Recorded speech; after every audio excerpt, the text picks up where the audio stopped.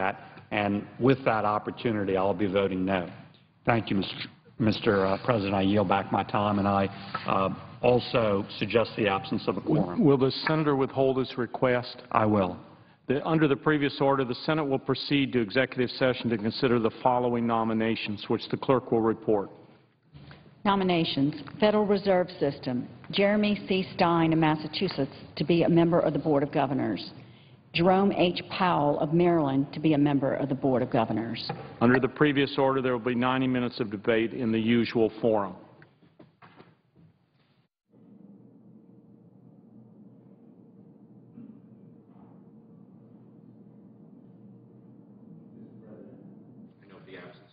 Clerk will call the roll. Mr. Akaka.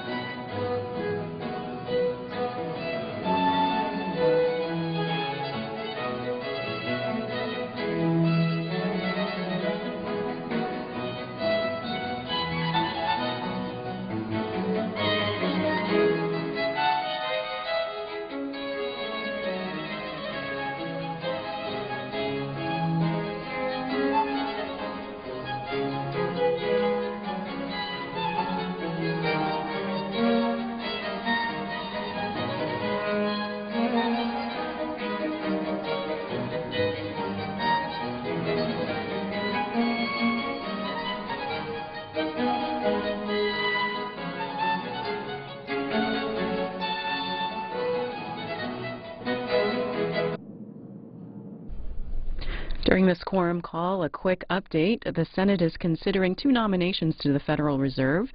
They are Democrat Jeremy Stein of Massachusetts and Republican Jerome Powell of Maryland.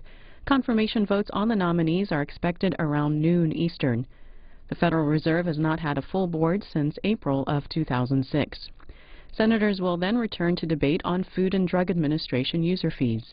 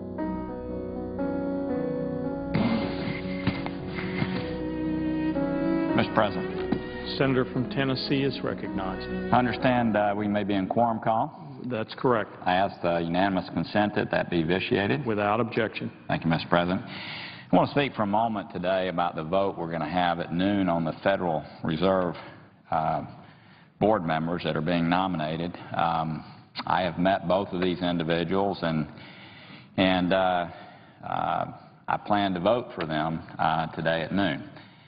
But I want to tell you why I'm going to do that.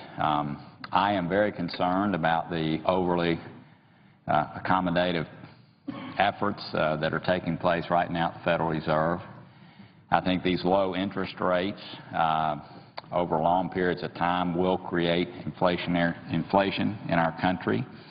I believe the Fed has been proactive in recent times in ways that make me nervous. As soon as QE2 was announced, I immediately called the chairman of the Federal Reserve, and we had a meeting in our office to talk about the concerns that he had and the concerns that we in our office have. I'd love to see the Federal Reserve have a single mandate like the European Central Bank has and like the Bank of England has, where their sole purpose is really price stability. I'd also love to see Congress act responsibly and deal with the many fiscal and other kinds of issues that are holding down our economy, and I feel sometimes that the Federal Reserve feels like it's the only entity that is actually acting to try to stimulate our economy, and I understand the position that they're in, having a dual mandate, which I think is inappropriate and hopefully over time will change.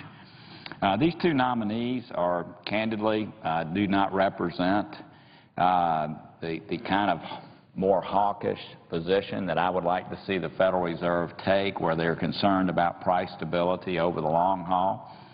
At the same time, these gentlemen both are qualified. I don't think there's any question that someone would say that these two individuals are qualified. We do have Fed presidents from around the country that typically, as far as monetary policy on the Federal Reserve Board, do act in more hawkish ways and probably more represent the way that I would view things as they ought to be, and some of the accommodations that the Federal Reserve has continued to make. I hope we do not get in a situation where we end up having, you could actually call it QE4, some people might call it QE3. I hope that that does not happen, and we will continue to press the Federal Reserve towards that end in any way that we can. I also know that there's going to be an election in November, and that whoever the next president is, obviously, as you would expect, I hope there's a change in occupancy at the White House this November, someone that will actually try to solve the problems that our nation has. But whoever the next president is, they will have the opportunity to appoint the next chairman of the Federal Reserve very soon, and also the next vice chairman of the Federal Reserve. So I guess what you would say, what I would say in closing is, I'm going to support these nominees because they're qualified. I do hope that they will press the chairman of the Federal Reserve to be more concerned about price stability, especially into the future.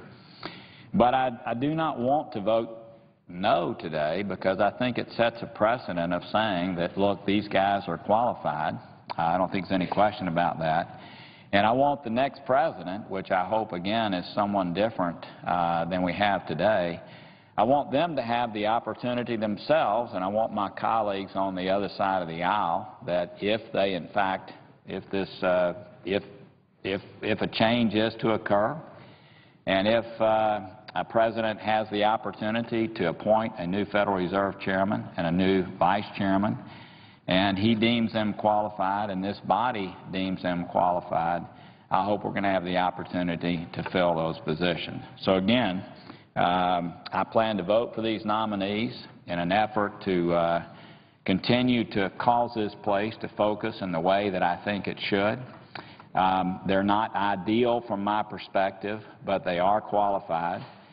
We did have someone, I might remind friends on my side of the aisle, We did have someone that was nominated several months ago which was not in the mainstream. This person was not in the mainstream of thinking, and this person did not become a member of the Federal Reserve Board. So we've ended up having two nominees that are more middle of the road. They're not as hawkish as I would like to see them be. They're not as focused, in my opinion, or they possibly will not be as focused on price stability as I would like to see them be. But they are qualified. They are not out of the mainstream, and I do plan to support them. Mr. President, I see the absence of a quorum. Clerk will call the roll. Mr. Akaka.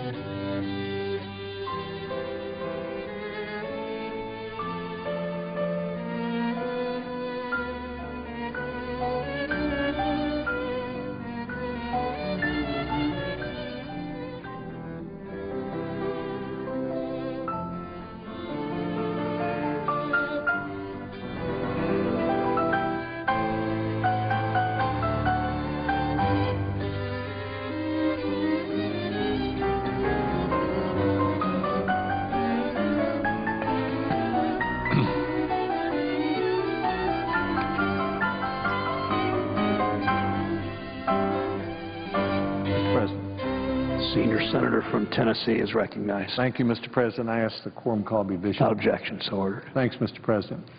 Mr. President, at noon, the Senate will be voting on 2 of President Obama's nominees to the Federal Reserve Board. These are important positions. They have long terms, and they come at a time when our economy is in trouble and doing its best to recover. In these votes, the Senate will be acting in the way that it should. And let me say why I'm saying that. Tuesday of this week, someone most of us know, Marty Peone, who was the Democratic Secretary of the Senate for 13 years until 2008, wrote an article in The Hill, a Capitol Hill newspaper. It's entitled in the headline, "Senate Rule Changes Come with Risk," but all I want to refer to today is a description of the Senate that's on our Senate website. And Marty says, our own website describes, speaking of the Senate, quote, "The legislative process on the Senate floor is a balance between the rights guaranteed to senators under the standing rules and the need for senators to forego some of those rights in order to expedite business," unquote. I ask unanimous consent to place this in the record following my remarks. Without objection, so ordered. What's reflected on the Senate website is the action that the Senate is about to take at noon today. There's been at least 1 vacancy, and sometimes 2, on the Federal Reserve Board since 2006. That's 6 years ago. That's 1 whole Senate term. The Federal Reserve Board has 7 governors authorized by or nominated by the President and confirmed by the Senate. And so during that whole 6 years, it's had 1 or 2 of those 7 positions vacant, and it's during a time since 2008 of the greatest economic crisis we've had since the Great Depression. The President tried once to nominate someone to that position who wasn't accepted by the Senate. So in January, the President took the unusual step of nominating a well-qualified Republican, Jay Powell, as well as a well-qualified Democrat. Now, there's a good deal of unease in the Republican caucus, as I'm sure was reflected in some of the comments on the floor, about the response that the Federal Reserve Board has taken to the economic crisis since 2008. And senators on this side of the aisle who have those concerns have a perfect right to filibuster, to object, and perhaps to kill these 2 nominations. But the Republican senators have realized that if we were to do that to President Obama's nominees today, then if there were a President Romney after the first of the year, the Democrats very likely would say, we'll do that to President Romney's nominees. And we'd still have vacancies on the Federal Reserve Board at a time of economic crisis. So just as the President took a step toward making government work by nominating a well-qualified Republican to one of these 2 Fed governor positions, I want to acknowledge the fact that Republican senators who feel strongly about this issue have always taken a step forward and foregone, in the words of our website, some of their rights, so that we could move straight to a vote today, up or down, at 60 votes on each of the 2 nominees. The article to which I referred said that sometimes in the Senate, even though we all have many rights, we have to forego some of those rights in order to make the place work. That's been happening more lately. Republican senators in the minority have been foregoing occasionally some of our rights to slow down a bill coming to the floor or to insist on an amendment that's not relevant. The majority leader has, on some occasions, foregone his right to block our amendments. We'd like for him to do that more often. That is, forego that right. But it's been happening more lately. I think of the scheduling difficulty that Senator Reid and Senator McConnell had on district judges a few weeks ago. Instead of letting that blow up the Senate, they met privately and agreed that they'd proceed at a schedule that the two of them determined, and we've been considering and confirming district judges at a regular rate, and their agreement permitted us to move to a jobs bill that actually made it easier for startups to move ahead, that the House Republicans had passed, that we then passed, and that the President of the United States has then signed. We moved forward on an FAA authorization bill after many efforts of not being able to. We have a 2-year highway bill that the Senate has passed and is now in conference. I'd like for it to be a 7-year bill, but we made progress on a 2-year bill. We had a big debate on the Postal Service. I would have liked to see a stronger bill come out of committee, and I hope that the House, when it acts, will send us back a stronger bill. But we had 39 relevant amendments to that bill that were considered. We worked on it, and we're moving toward dealing with the big debt the Postal Service has. This week, we considered the Ex-Im Bank and took up a bill passed by the Republican House. We had 5 relevant amendments to that and disposed of the bill that day. The majority leader says that we have the FDA bill coming up, very important because it affects medicines that Americans everywhere depend on. And Senator Enzi and Senator Harkin have worked that bill through committee. It has broad support on both sides of the aisle. It may be able to come up only with relevant amendments, and we may be able to consider it and pass it. And earlier this year, several of us came to the floor and complimented Senator Reid, the majority leader, and Senator McConnell, the Republican leader, for saying that they wanted to do their best to pass all the appropriations bills this year. That's the basic work of the United States Senate. That's paying our bills. That's doing our oversight. And we've only done it twice since the year 2000, pass every single one of the bills. So I don't want to make too much of this progress, but it's a little progress. And it's an example of the Senate working the way the Senate is supposed to work. Now, let's be honest about the fact. This is a more partisan country than it was even 10 years ago. And that partisanship is reflected in the United States Senate. There is, by any definition, a narrower range of views on the Republican side of the aisle and a narrower range of views on the Democratic side of the aisle. But we still have our job to do. Our job is not just to stand up and express our views. If our job was to only stand up and express our views, each one of us would always be right, and we wouldn't get anything done. The second part of the job is to take our views, put them together, and see if we can get a result. Some people say, well, you're interested in bipartisanship. I'm not so interested in bipartisanship. That interests me very little, to tell you the truth. I'm interested in results, and I learned in the Maryville City Schools how to count, and I can count to 60. And I know if it takes 60 votes to get anything done in this Senate, that it's going to have to take some on that side and some on this side to get to 60. And I know the American people are expecting results, results on the debt, results on tax reform, results on fixing No Child Left Behind, results on finding a place to put used nuclear fuel.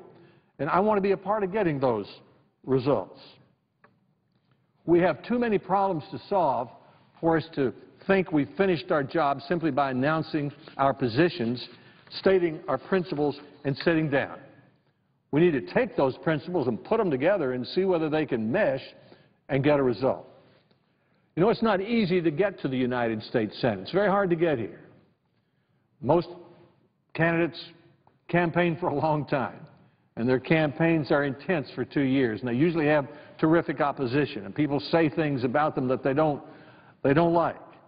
And we end up with some very talented men and women among the 100 in the United States Senate. Kind of reminds me of country music. A lot of the people I know, the artists in Nashville, they've played in every bar they can find, every state fair they can find for 20 years. And finally, they might get invited to join the Grand Ole Opry. Well, being in the Senate for a lot of the last year was like being invited to join the Grand Ole Opry and not being allowed to sing. The majority leader would bring up a bill and block the amendments, and he'd do that because he'd say we were keeping him from bringing up bills. And our side would say, well, we're not going to let you bring it up unless you let us have amendments, and so we're sitting around twiddling our thumbs, wasting our time when there was a lot to do. That's why I'm so glad to see some things changing here in the last few weeks. Mr. President, we all have our wishes about what will happen in the November election. I hope after November we'll see President Romney and we'll see more deaths on this side of the aisle, a Republican majority. And my friends on the other side expect and hope that the President will be reelected. And they'd like to enlarge their majority on the other side of the aisle, but we don't know whether there will be a Republican or Democratic president, or we don't know whether there will be 51 or 52 Republican senators or 51 or 52 Democratic senators. But we do know pretty well that there probably won't be many more than 51 or 2 or 3 Democratic senators or 51 or 2 or 3 Republican senators, and we all can count, and we all know that's not 60. And we also know we're going to get to the end of the year, and we're going to have taxes to reform, debt to reduce, highways to deal with, nuclear waste to do something about, the payroll tax, and the biggest tax increase in history facing us. And we know that the country's lack of confidence in the future will be greatly relieved if it has more confidence in the ability of Washington, D.C. to govern this country. We see what's happening in Europe. We can look at ourselves, and we know that we have trillions of dollars sitting on the sidelines of the United States, and part of the reason they're sitting there is to wait to see whether we can do our jobs. Well, doing our jobs may require foregoing some of our rights. That's what it says on our website, that we have the rights, and we can insist on them, and sometimes we will. But to get things done in the United States Senate, sometimes we'll forego some of our minority rights, and the majority leader, we hope, will forego some of his rights, and we'll be able to move to a bill, vote on it, and get some results. That is what the American people would like for us to do. So we're moving today to vote on a Democratic and a Republican nomination by the President.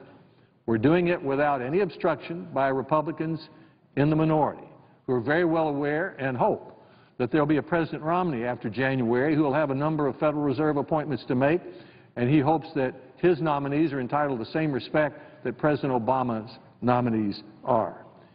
If these two nominees are confirmed today, the Federal Reserve Board will have a full complement of 7 for the first time since 2006, at a time of great economic crisis for our country, and as we come up on the end of the year when we'll have a fiscal cliff, according to the chairman of the Federal Reserve Board, that will cause our action to take care of. So I'm here today to not only to say that I admire the nominees. I know one of them well, Jay Powell, who was Undersecretary of the Treasury for the first President Bush and an administration in which I served. He has a fine reputation. He should be a fine member.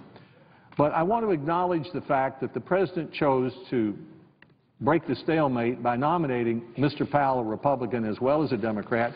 And I want to acknowledge the fact that several of my Republican colleagues who have deep concerns about the actions of the Federal Reserve Board during this economic crisis over the last few years have foregone some of their rights to allow us to have an up and down vote at noon. That, taken with the other actions of the last few months, should give a little bit of confidence to the American people that we in the Senate are perfectly able to assert our principles, to stand on our principles, not to give up on our principles, but then after we've made our speeches to sit down and come to a result that may not be perfect. It may not be ideal to each of our principles, but will be good for our country. I thank the President, and I yield the floor.